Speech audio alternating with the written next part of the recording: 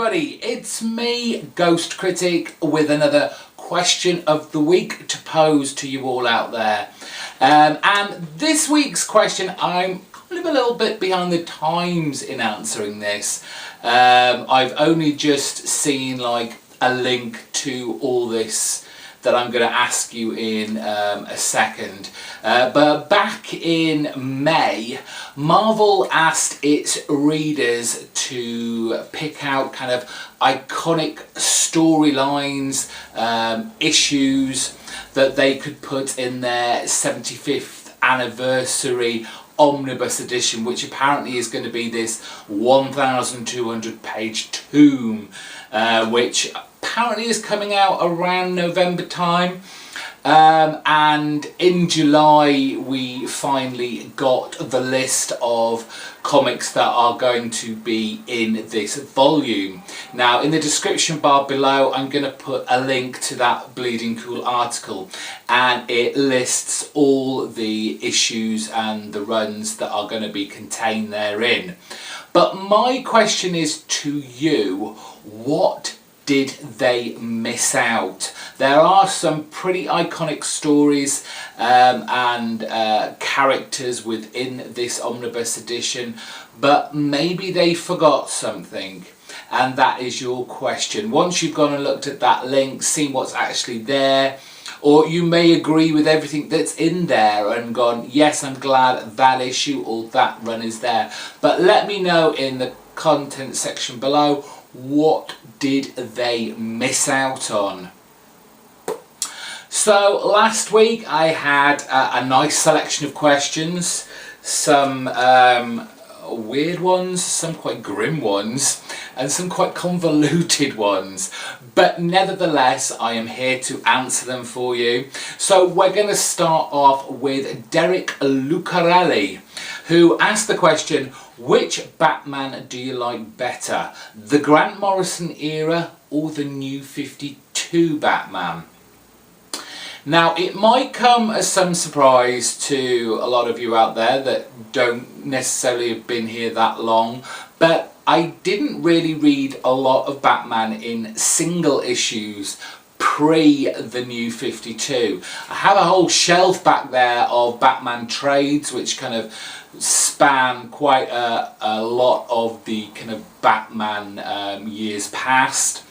And I was just kind of looking along the row of it and realised I didn't have that much in the way of Morrison's work. I've got Batman R.I.P. I've got the resurrection of Ra's al Ghul, which, although it's got Grant Morrison's name like right at the top there, this kind of collects the kind of spin-off of this story as well. So you've got people that were writing Robin and Nightwing at the time as well. So it's not technically a Grant Morrison, though there are Grant Morrison issues in there. And finally Batman Arkham Asylum, which can't really include. Can we really include that in the canon of Batman? Is it in continuity? Is it like an Elseworlds tale? Nevertheless, it's very far out there. It's amazing. It's an amazing series. But whether this counts as kind of a Grant Morrison in current continuity, I don't know. Maybe someone can tell me that. So it was difficult to kind of compare the two. So people will probably hate me for this, and it's only because I haven't read enough of Grant Morrison. You know where I'm going here. But for me personally at the moment, I have to say the New 52, as much as a lot of people loathe it and are kind of confused and annoyed about the kind of time frame that this is all in, what they've kept in Batman's history, what they've left out, what they've amended. But you know, Scott Snyder on Batman, the title alone, has done great work from the very start. Some real solid event stories in there. Let's see what else is there. Detective Comics, it's kind of been a bit of a roller coaster ride, but there has been a few little kind of touches of Batman goodness in there. Yeah, so I'm gonna have to say, just purely on the volume of Batman titles I've read, I have to say the New 52. Speaks, he asked me, what is your favourite animated comic book related movie or TV show? I really enjoyed the kind of short-lived Spawn cartoon series. It kind of lived up and emulated its kind of comic book origins. It was very dark, it was very gritty. Unfortunately, it didn't last very long. Justice League Unlimited was fantastic. Kind of broke out from, you know, the kind of main group that you recognise as Justice League, and kind of spun out to lots of other Justice League members that, you know, you weren't necessarily aware of, or they were kind of, for want of a better phrase, kind of B or C lister Justice Leaguers. But it just opened up so much more storytelling in the series. And it would be remiss of me to say that, you know, Batman the Animated Series from Bruce Timm, amazing. I've probably watched all of the first season, and I must go out and try and locate the second to continue, but just a great body of work there.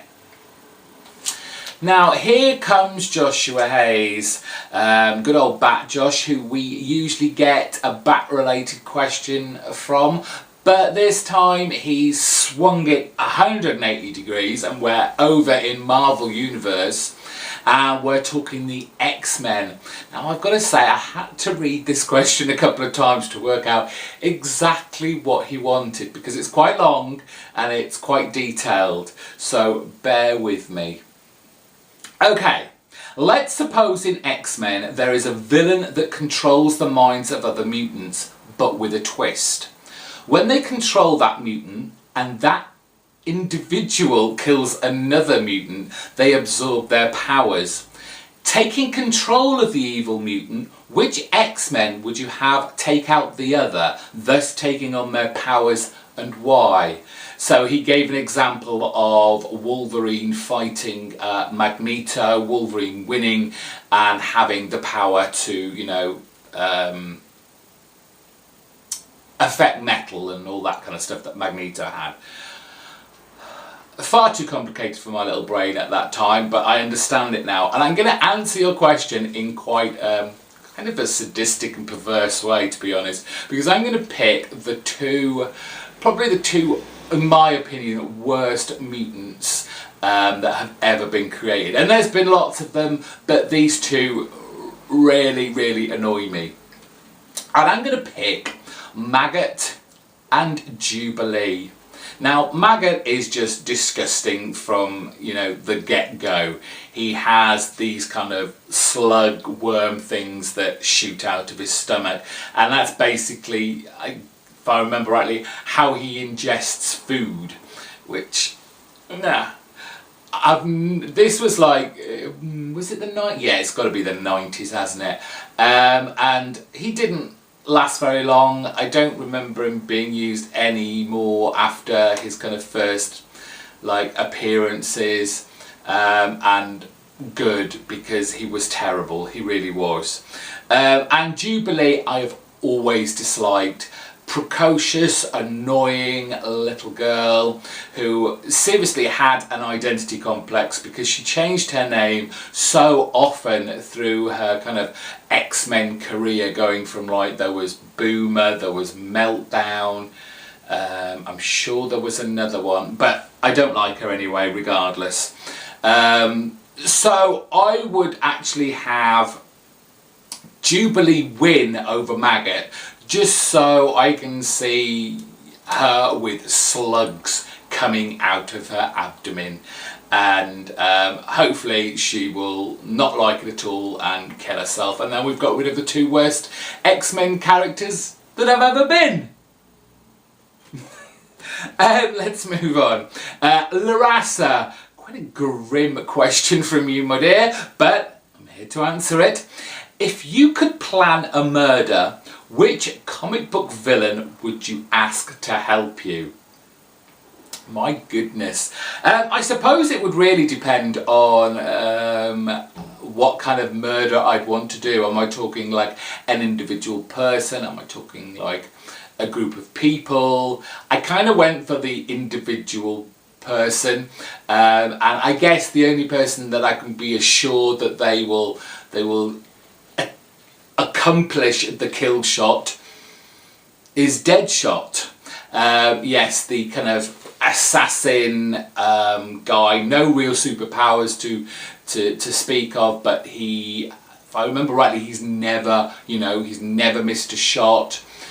His accuracy is on par with people like Hawkeye and Bullseye. I kind of thought about Bullseye, but he's a bit and could turn on me at any minute. Deadshot seemed to be the sanest option to take there. Jess S, kind of veering away from comics a little bit, but still in our kind of pop culture that we love here in the community. And she asked, in the spirit of Doctor Who, if you were a Time Lord, which Doctor do you think you would be most like, and who would you want to travel through time and space with? Well, you kind of always want to be your favourite, and mine is no exception. I would have kind of liked to see myself in the kind of Tom Baker role, and I do remember, who probably hasn't tried this, but I had several attempts at trying to knit that huge scarf he used to have that he seemed to wrap around and wrap around. It's fair to say that it never happened. I probably made a tie if I was lucky. As for who would I want to travel through time and space with, I presume you're talking about, Doctor Who companions and not just people in general, though that would be an interesting question. What kind of YouTubers would I take with me? But I'm going to go down the Doctor Who companions route, and a kind of odd one to start with, I guess, because he was kind of not quite good, not quite evil. He kind of had this whole inner dilemma, and that was a guy called Turlough. He kind of came after, I think it was just after Tom Baker with Peter Davidson when he took it on.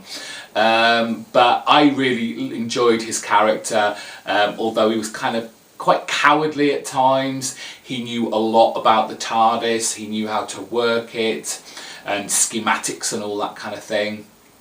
And then for my second choice, bring it a little bit more up to date, because we haven't seen him around for quite a while now, and he went off on his little spin-off show, Torchwood. But I get Jack Harkness in there, action kind of hero, big guy, would be good in a fight. So those would be my two companions I'd take with me. Finally, and quite an odd question to ask, but Stacey Gallagher. Out of you and Dr. Monkeybot, who would be the best Batman and who would be the best Robin? I think without a doubt, Adam, Dr. Monkeybot, would make the best Batman. He certainly would make a perfect Bruce Wayne with his suave charisma and charm. You can just see him in like a tuxedo, holding a big ball, charity ball, and I'm sure he's got the physique to don the cowl, so to speak. And would I make a good Robin for a psychic for him? Probably a little bit too old for him, but I'd probably still be the kind of Robin that would get captured all the time and probably have to be rescued on a monthly basis by said Batman. And those are my questions that you posed to me this week. If you want to ask me a question that I'll answer in next week's video, put that also in the comments section down below. Thank you for sticking with me. If you're new to my channel, hit the subscribe button. You won't miss out on any of the videos that I do in the week, which on a Wednesday I quickly go over my pull list that I'm picking up, and then on the Friday I review those comics I pulled for that week. Until Wednesday then, where you get to see my comics I'm picking up this week. Take care. Bye bye.